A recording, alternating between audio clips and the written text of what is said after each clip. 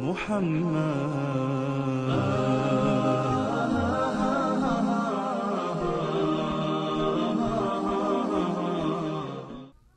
of Adam, listen up.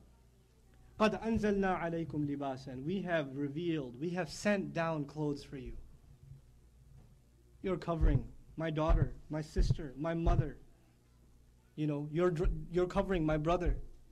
This is something Allah sent down, like He sends water from the sky. He sent the Qur'an from the sky. He said, I sent clothes from the sky for you.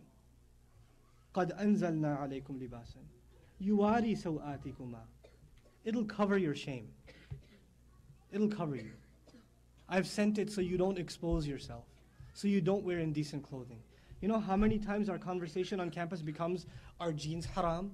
Do you have to wear jilbab? Do you have to wear, brothers, is it so wrong to wear tight jeans or this clothes or those clothes or exposing, or what's the definition of hijab? What's the definition of this? What does this faqih say? What does that sheikh say? What does this school of thought say? Leave all of that aside for a moment. Let Allah talk. Let Allah tell you. Children of Adam, I sent you clothes so you can cover your shame. Just the love in these words. The love, the concern in these words. Forget the fatwas. Leave the fatwas aside. Just Allah is talking to you and me.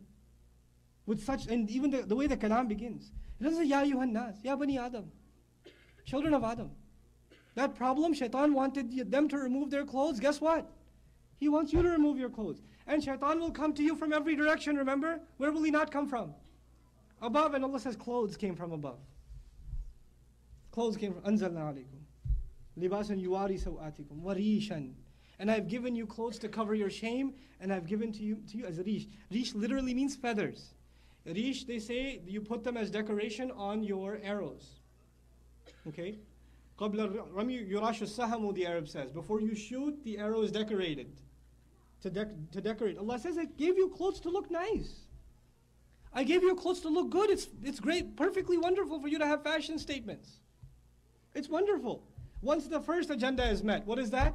Cover your shame. After that, dress nicely. Allah wants you to look nice. Like if, inshallah, one day there's going to be like an Islamic fashion company, super halal, and its name's going to be Rish, inspired by what Allah says. Allah sent to you libas, that'll cover your garment, cover your shame. 2 minutes, oh my goodness. Warishan. Walibasu taqwa. And the clothing of taqwa. In other words, there's clothing made of cotton and, this material, and then there's a clothing of our personality. The garment, because garments are protection, right? And the protection of your character. ذَلِكَ خَيْرٌ. That's better. Look, you can dress halal. You can dress appropriately, but still not have an appropriate character or mannerism. You can still be interacting with each other in an inappropriate way. So you not just have to wear the libas that is legitimate, you have to wear the libas of taqwa. That's better. ذَلِكَ خَيْرٌ. ذَلِكَ مِنْ آيَاتِ اللَّهِ لَعَلَّهُمْ يَذَّكَّرُونَ. That is from the miraculous signs of Allah, so that all of them, hopefully, may put an effort to remember. Listen to this, and I'll end you. There's so much more, but I'll 2 more ayat and I'll end, I promise. Ya bani Adam, children of Adam, لا يفتنيننكم الشيطان. لا يفتننكم الشيطان. I keep mispronouncing it. Children of Adam, don't allow shaitan to attack you. كما أخرج أبويكم من الجنة. Just like he got your parents expelled from Jannah. ينزع عنهما لباسهما. He pulled their clothes off of them. Don't let that happen to you. He did that to your parents. ينزع عنهما لباسهما ليريهما سوآتهما. So he can expose their shame to one another, their ugliness to one another. إنه يراكم هو وقبيله من حيث لا ترونهم. He sees you, he and his tribe, shaitan, from where you can't even see them. إنا جعلنا الشيطان أولياء للذين لا يؤمنون. We have made the shayateen, the devils, we've made them protective friends and guardians for people who don't believe. If you allow your clothing to become shameless, and that becomes acceptable to you, then you have become friends of shaitan. That's what you've become. And so finally, وَإِذَا فَعَلُوا فَاحِشَةً. Allah says, then whenever they do something shameless, Allah didn't talk about zina right now.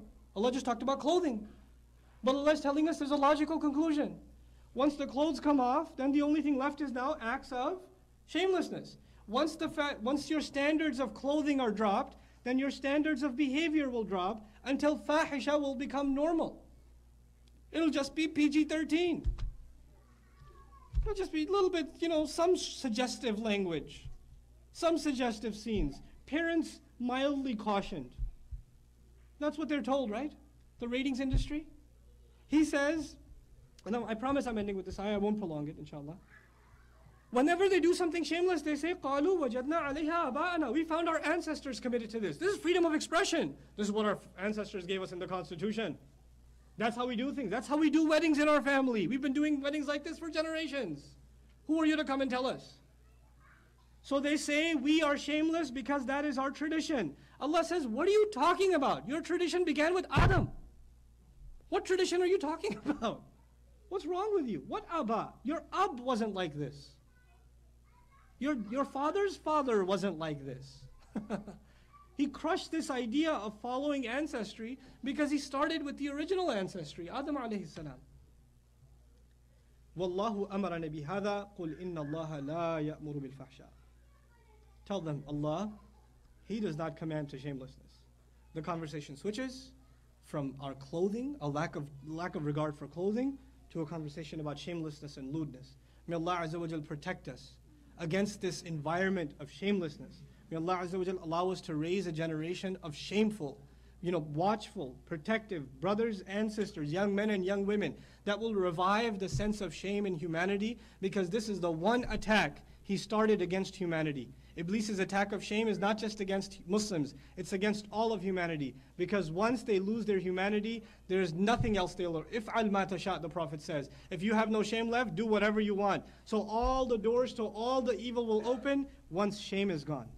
That's what he knows. He knows that. That's why he wants to attack this. May Allah Azza wa Jal make us the preservers of shame and the revivers of shame for all of the world. Barakallahu li wa lakum. Wassalamu alaikum wa rahmatullahi wa barakatuh.